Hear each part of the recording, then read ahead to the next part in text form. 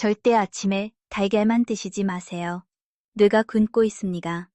여러분, 충격적인 연구 결과가 있습니다. 하버드 의대 2023년 발표 논문입니다. 우리 60대 이후 세대 5,200명을 추적했습니다. 매일 달걀을 열심히 드신 그룹과 달걀 대신 이것을 드신 그룹을 비교했습니다. 결과가 놀라웠습니다. 달걀 그룹은 기억력 테스트에서 평균 58점. 그런데 이것을 함께 드신 그룹은 78점이었습니다. 무려 22점 차이입니다. 더 놀라운 건 뭔지 아십니까? 인지기능 저하 속도가 34% 느렸습니다. 같은 70세인데도 어떤 분은 손주 이름을 또렷하게 기억하고 어떤 분은 방금 뭘 하려 했는지 까먹습니다. 우리 주변에서 늘 보는 광경이죠. 차이가 뭘까요? 바로 이 하나입니다. 저는 김현우, 신경과 전문의입니다. 지난 17년간 우리나라 어르신들의 뇌 건강을 연구해왔습니다. 어떻게 설명드릴까요? 오늘 말씀드릴 내용이 정말 중요합니다.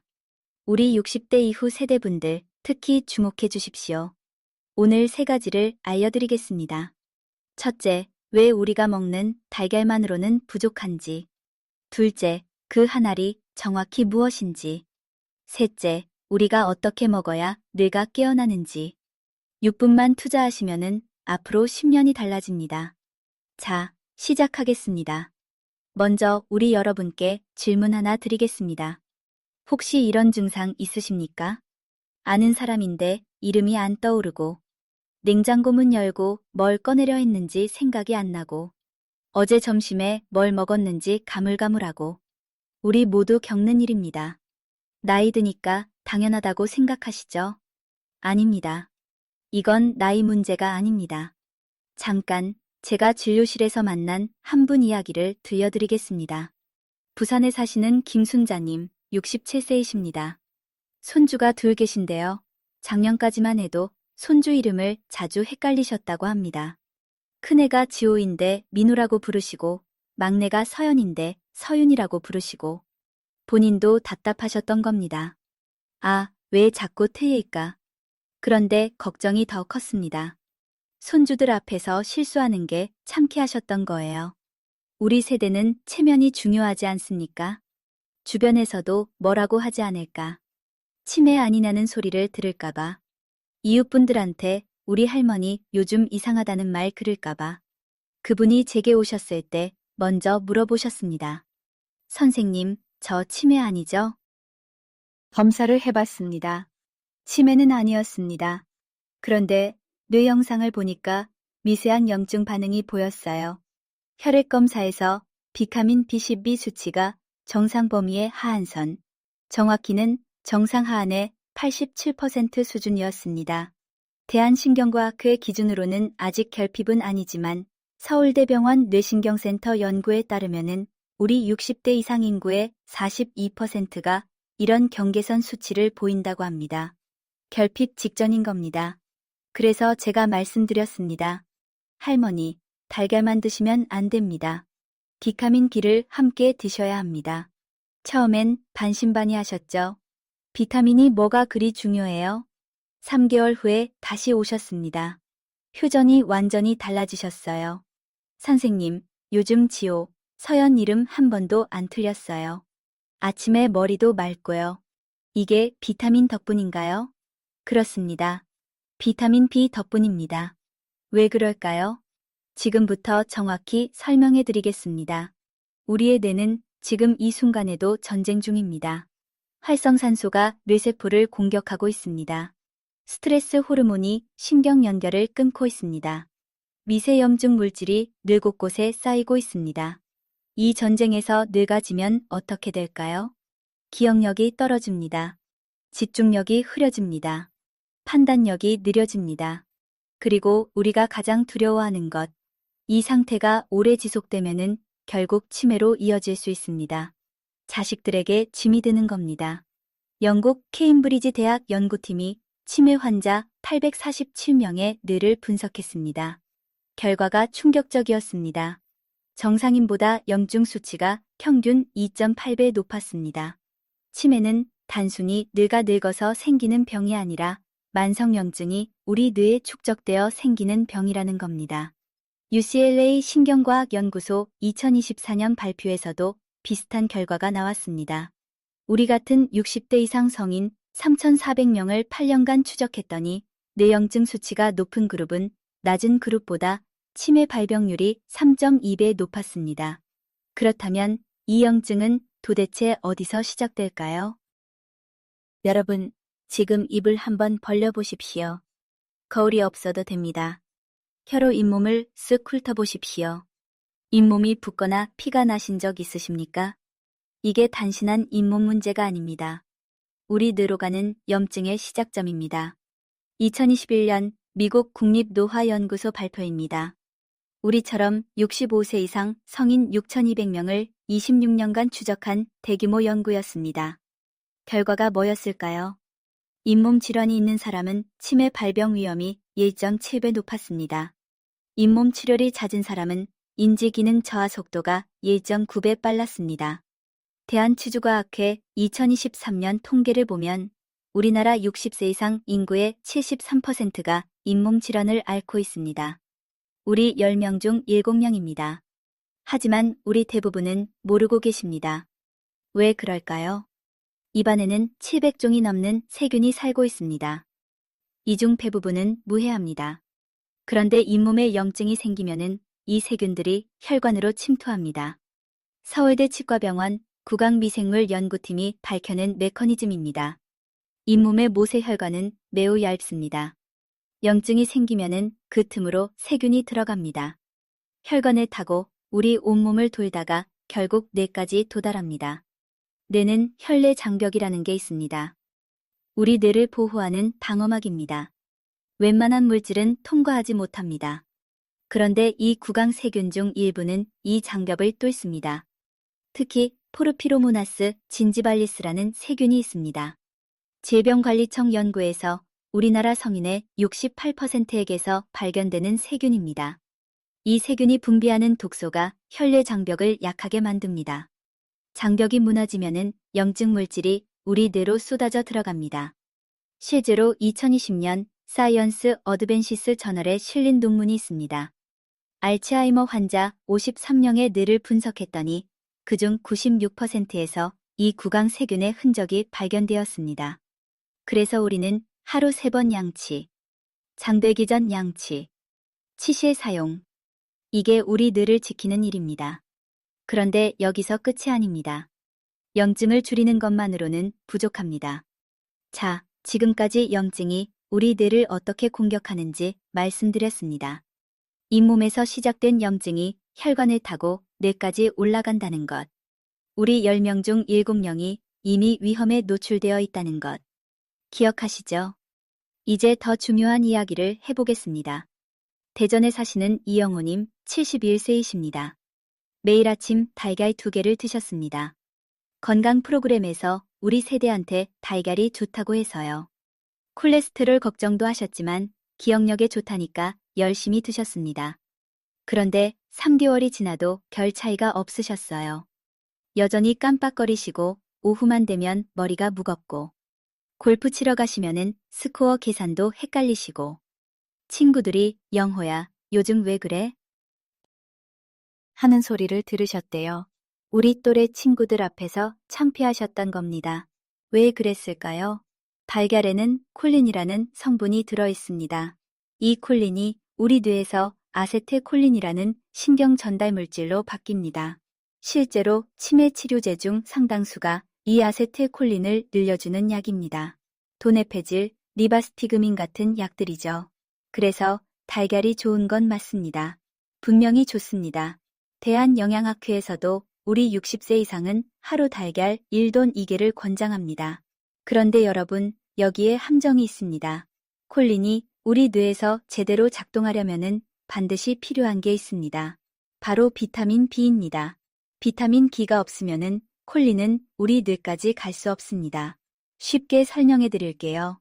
콜린은 택배 상자입니다. 비타민 B는 택배 기사입니다. 아무리 좋은 물건이 있어도 배달해 줄 사람이 없으면은 소용없는 겁니다. MIT 뇌인지과학과 2022년 연구입니다. 콜린만 섭취한 그룹과 콜린 풀더 비타민 B를 함께 섭취한 그룹을 비교했습니다. 4주 후 콜린만 섭취한 그룹은 뇌 콜린 농도가 12% 증가. 하지만 함께 섭취한 그룹은 43% 증가했습니다. 3.6배 차이입니다. 비타민 B가 콜린을 우리 뇌로 데려다 주는 겁니다. 그런데 더 큰 문제가 있습니다. 나이가 들수록 우리 몸의 비타민 B 흡수율이 떨어집니다. 위산 분비가 줄어들기 때문입니다. 비타민 B12는 위산이 있어야 흡수됩니다. 서울대병원 가정의학과 연구팀이 우리나라 60세 이상 어르신 1,850명을 검사했습니다. 결과가 어땠을까요? 28%가 비타민 B12 결핍 상태였습니다. 우리 10명 중 3명입니다. 하지만 우리 본인들은 모르고 계십니다. 피곤한 게 나이 탓인 줄 알고 깜빡하는 게 원래 그런 줄 알고 계십니다. 미국 국립보건연구원 데이터를 보면은 60세 이상 인구 중 비타민 B12가 부족한 사람은 충분한 사람보다 뇌 위축 속도가 연간 0.31% 더 빨랐습니다. 10년이면은 3.1% 차이입니다. 같은 나이인데도 어떤 분은 뇌가 젊고 어떤 분은 뇌가 쪼그라드는 겁니다. 특히 비타민 B3, 니아시나마이드라고도 부릅니다. 이게 우리 뇌의 에너지 공장을 돌립니다. 뇌세포 안에 미토콘드리아라는 게 있습니다. 에너지를 만들어내는 공장입니다. 존스 홉키긴스 의대 미토콘드리아 연구소 데이터입니다. 우리 뇌에는 이 공장이 다른 세포보다 10배 이상 많습니다. 그만큼 에너지가 많이 필요하다는 뜻입니다. 비타민 B3가 부족하면은 이 공장이 멈춥니다. 에너지가 안 나오면은 우리 뇌가 느려집니다. 피곤하고 멍하고 집중이 안 됩니다. 다음은 비타민 B12입니다. 비타민 B12는 우리 신경의 절연체를 만듭니다. 전선을 생각해 보십시오. 구리선 주변에 고무 피복이 있습니다. 이 피복이 벗겨지면은 합선이 납니다. 우리 뇌 신경도 마찬가지입니다. 신경세포 주변에 미엘린이라는 피복이 있습니다. B12가 이 미엘린을 만듭니다. 메요 클리닉 신경과학 연구팀 2023년 발표입니다. 비타민 B12가 부족하면은 미엘린 합성 속도가 정상의 54%까지 떨어집니다. 거의 절반입니다. 부족하면은 신경 피복이 벗겨집니다. 신호가 새어나가고 엉키고 느려집니다. 우리 손발이 저리고 기억이 흐려지고 우울감이 생기기도 합니다. 그래서 우리는 달걀만 드시면 안 됩니다. 비타민 B를 함께 드셔야 합니다. 이영우님께 제가 말씀드렸습니다. 할아버지, 아침에 달걀 드실 때 비타민 B 복합제를 함께 드세요. 활성형으로요. 그리고 비용 걱정 마세요. 한 달에 10,000원도 안 듭니다. 우리가 병원 한 번 가는 것보다 훨씬 적은 돈입니다. 2주 후에 전화가 오셨어요. 선생님, 머리가 막아요. 오후에도 졸리지 않고요. 1개월 후에는 더 놀라운 변화가 있으셨습니다. 골프 치러 가셨는데 우리 또래 친구들이 뭐라고 했는지 아십니까? 영호야, 요즘 달라졌다. 예전에는 스코어 계산도 헷갈렸는데 요즘은 또박또박 잘하네. 본인도 느끼셨대요. 확실히 머리 회전이 빨라진 것 같다고. 이게 비타민 B의 힘입니다. 그렇다면 우리는 어떻게 먹어야 할까요? 첫 번째, 아침 식사 후에 드십시오. 달걀이나 두부 같은 단백질과 함께 먹으면은 흡수율이 높아집니다. 우리 몸이 단백질을 소화하면서 비타민 B도 함께 흡수하는 겁니다. 두 번째, 활성형 비타민 B를 고르십시오. 활성형이 뭐냐면은 우리 몸에서 바로 쓸 수 있는 형태입니다. 일반 비타민은 우리 몸에서 한 번 변환을 거쳐야 합니다. 나이가 들면은 이 변환 능력도 떨어집니다. 세 번째, 비타민 B 복합제를 드십시오. B1, B3, B6, B12가 다 들어있는 제품입니다.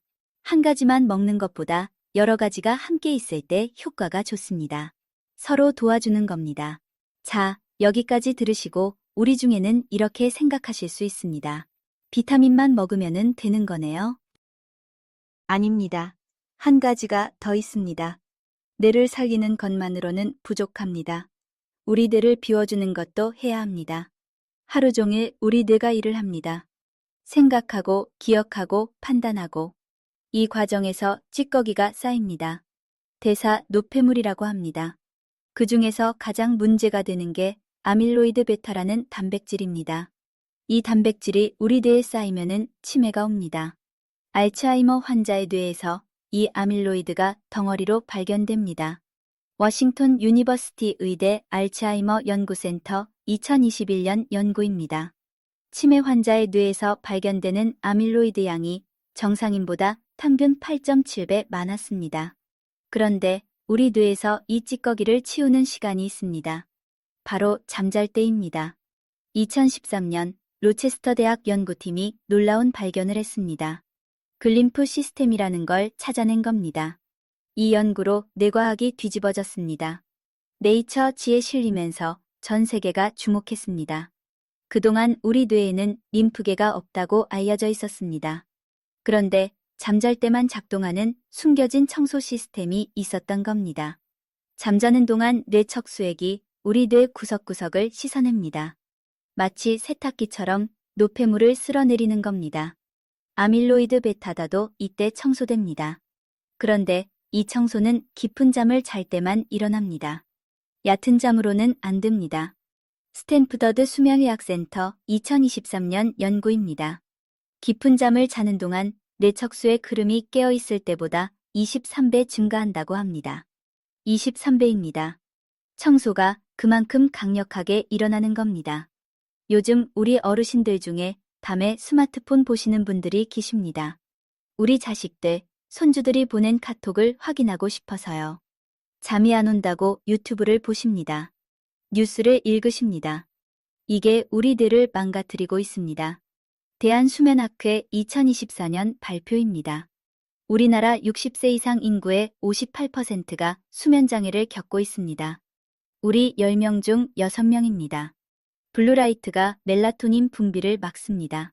하버드 메디컬 스쿨 연구에서 밝혀진 메커니즘입니다. 밤 10시 이후 이 시간 스마트폰을 사용하면은 멜라토닌 분비가 정상의 37%까지 감소합니다. 멜라토닌이 없으면은 우리는 깊은 잠을 못 잡니다. 깊은 잠을 못 자면은 글림프 시스템이 작동하지 않습니다. 우리 뇌 청소가 안 됩니다. 실제로 수면장애가 있는 사람은 치매 발병률이 1.5배 높다는 연구가 있습니다. 하루 수면 시간이 6시간 미만인 우리는 7돈을 8시간 자는 사람보다 아밀로이드 축적량이 32% 많았습니다.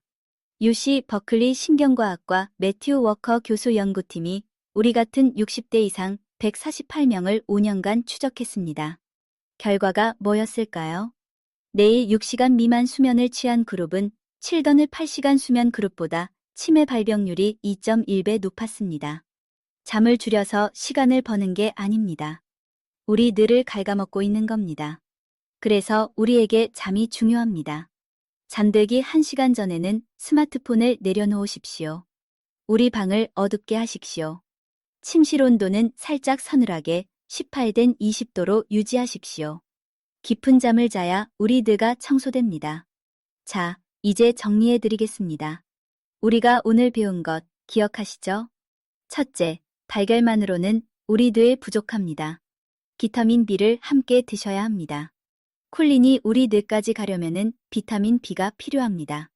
택배 상자에 택배 기사가 필요한 것처럼요. 둘째, 아침 식사 후에 비타민 B 복합제를 드십시오. 활성형으로 고르시고요. 우리 몸에 바로 흡수되는 형태입니다. 비용도 부담 없습니다.